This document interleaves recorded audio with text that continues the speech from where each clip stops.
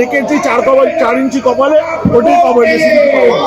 আষাঢ় মাসের দশমী তিথিতে গন্ডিচা মন্দির থেকে শ্রীক্ষেত্র পুরীর প্রধান মন্দিরে জগন্নাথ দেবের ফিরে আসার মধ্য দিয়ে উদযাপিত হয় বহুদো বা উল্টো রথ যাত্রা।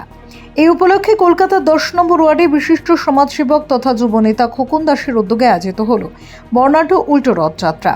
ধর্মীয় আচার অনুষ্ঠান এবং নিষ্ঠার সাথে প্রভু জগন্নাথ দেবের বিশেষ পূজার্চনার মধ্য দিয়ে দিনের সূচনা হয়।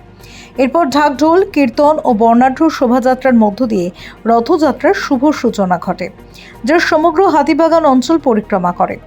মন্দির প্রাঙ্গণে হরিনাম সংকীর্তনের পাশাপাশি ভক্ত ও পুণ্যার্থীদের জন্য আয়োজন করা হয় বিশেষ মহাভোগের। পুজো শেষে ভক্তদের মধ্যে রসগোল্লা বিতরণ করেন তিনি।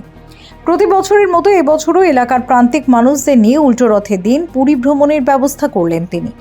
জগন্নাথের কাছে প্রার্থনা, প্রভু সবার ভালো করুক, সবার মঙ্গল করুক, সবাই যেন সুস্থ থাকুক, নিজের জন্য ভাবার থেকে পরের জন্য ভাবুক।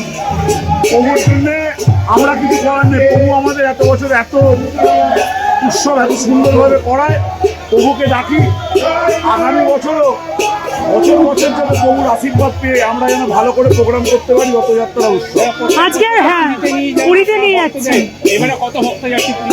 400 প্রত্যেক বছরই যায়। এই রসগোল্লা ভোগ পাওয়ার জন্য দূর দূরান্ত থেকে মানুষ এসেছেন। দূর দূরান্ত থেকে না, এই টানে চলে আসে।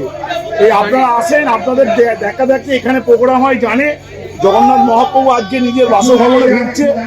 বাড়িটা পুরো ফাঁকা ছিল, এর থেকে বড় কিছু না জানেন। বাড়িতে মা আছে, সবাই আছে, বলছে বাড়িটা ফাঁকা ফাঁকা লাগছে কেন? এই আজকে ঢুকে যাবে বাড়ি জমজম। খুশি মানে ওখানেও তো খুশি, এখানেও খুশি, ওখানেও তো ভক্তদের খুশি। আজকে নিজের বাড়িতে নিজে ফিরে এসছে, আমরা 2026 কি আপনার কাছে বিশেষ বার্তা আনতে চলেছে? একটাই বার্তা, মানুষ ভালো থাকুক। আপনারা জানেন আমি মানুষের স্বার্থে কাজ করে এসেছি, এর বেশি কিছু চাই না ভগবানের কাছে। ভগবান যা লিখেছে 4 ইঞ্চি কপালে, ওটাই পাবো। ফেরো রিপোর্ট, চ্যানেল 10।